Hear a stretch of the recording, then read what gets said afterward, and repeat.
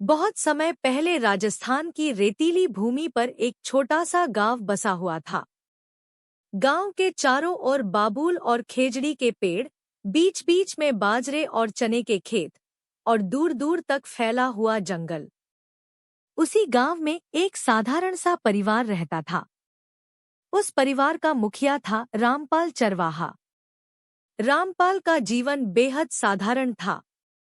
सुबह होते ही वह अपनी लाठी उठाता, झोले में रोटियां और प्याज रखता और अपनी गायों को लेकर गांव से दूर जंगल की ओर निकल पड़ता।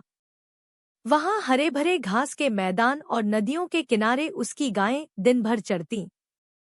शाम ढलते ही वह उन्हें लेकर गांव लौट आता। यही उसकी दिनचर्या थी। रामपाल के पास ज्यादा संपत्ति नहीं थी। उसके पास बस कुछ गायें, एक झोपड़ी और उसका परिवार, पत्नी और 2 बच्चे। वह गायों का दूध बेचकर घर चलाता था। जीवन सादा था, लेकिन संतोष से भरा था।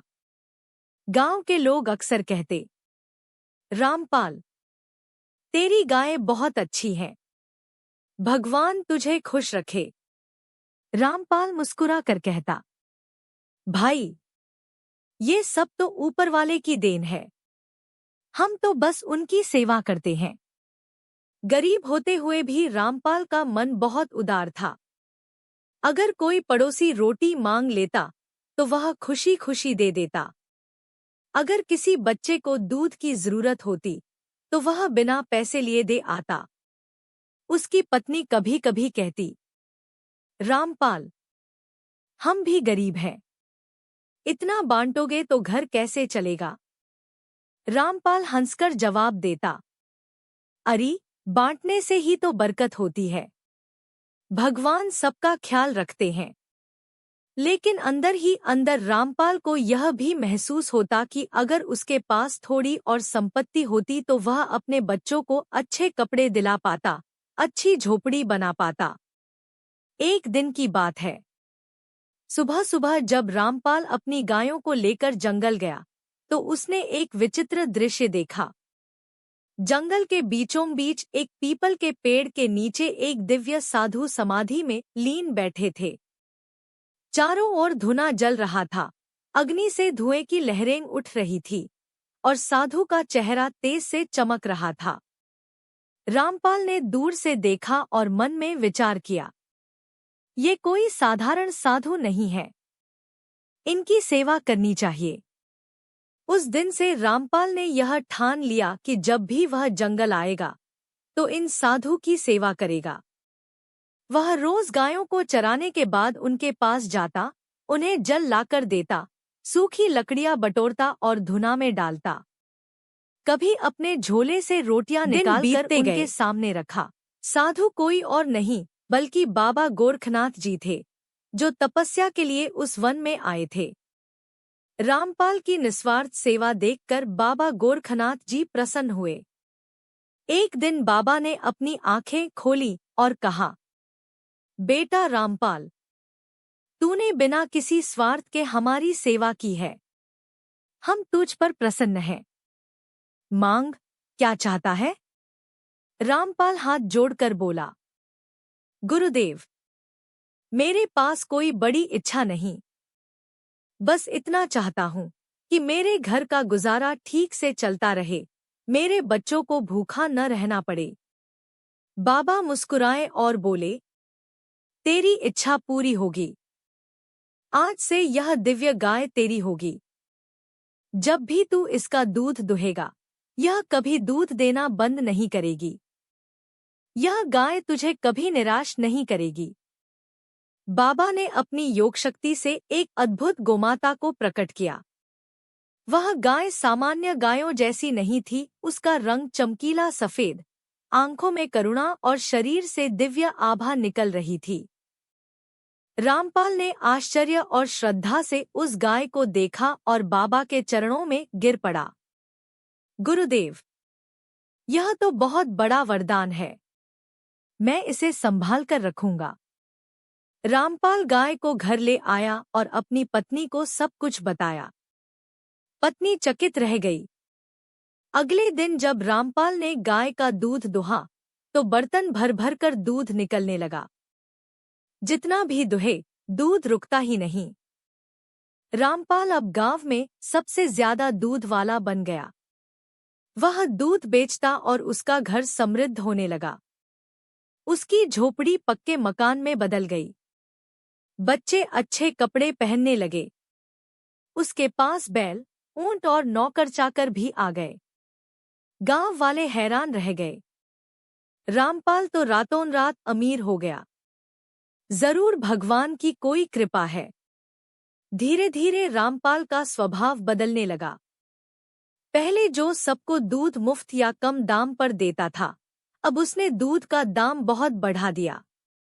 गरीब लोग जब दूध मांगते तो वह कहता, पैसा दो तो मिलेगा। मेरे दूध की कीमत अब ज्यादा है।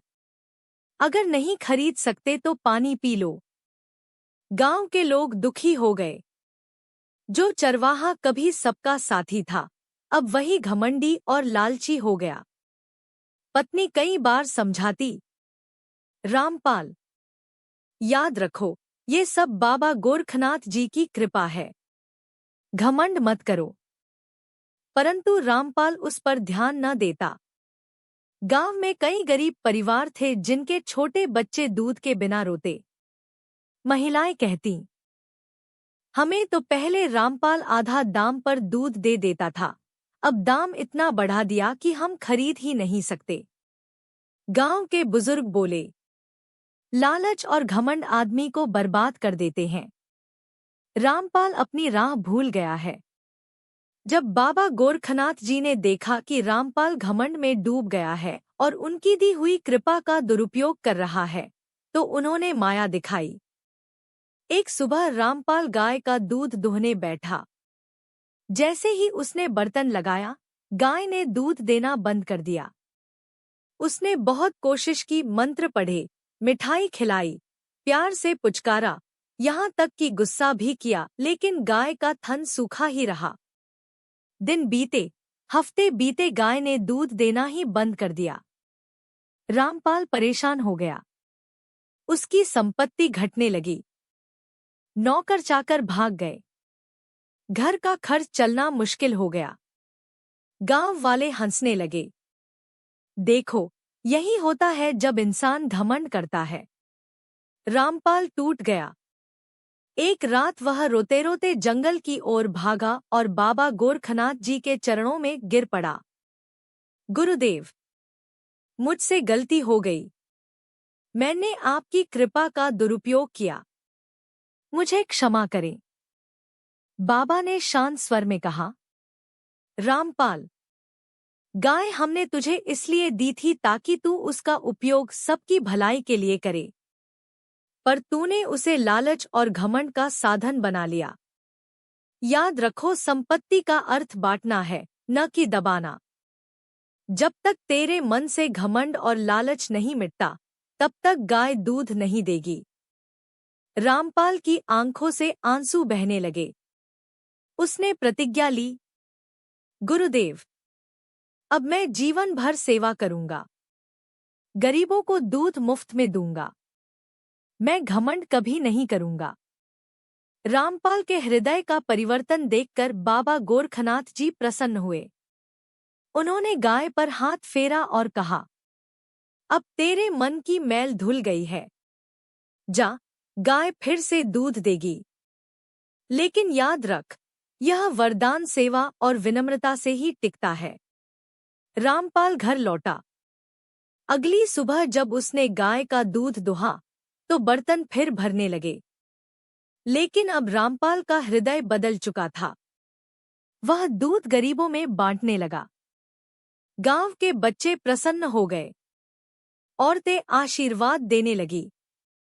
गांव के बुजुर्ग बोले, रामपाल ने अपना असली रूप पा लिया है। यही है असली धन, सेवा और विनम्रता। रामपाल की कथा पूरे गांव में फैल गई। लोग समझ गए कि घमंड और लालच का अंत विनाश है, जबकि सेवा और दया से जीवन में वास्तविक सुख मिलता है। बाबा गोरखनाथ जी की शिक्षा यही थी। जो दूसरों के लिए जीता है वही वास्तव में जीता है। धन का मूल्य बांटने में है, न कि छुपाने में। घमंड मनुष्य का सबसे बड़ा शत्रु है। निष्कर्ष, यह कथा हमें सिखाती है कि सेवा और दया से बड़ा कोई धर्म नहीं। बाबा गोरखनाथ जी की कृपा तभी टिकती है जब हम विनम्र रहें। लालच और घमंड मनुष्य को पतन की ओर ले जाते हैं। संपत्ति का असली अर्थ है दूसरों के साथ बांटना। अगर आपको बाबा गोरखनाथ जी की ये कथा अच्छी लगी हो तो चैनल को सब्सक्राइब करो और लाइक करो, और बाबा गोरख जी की कृपा आप सब पर बनी रहे। जय बाबा गोरखनाथ जी की जय।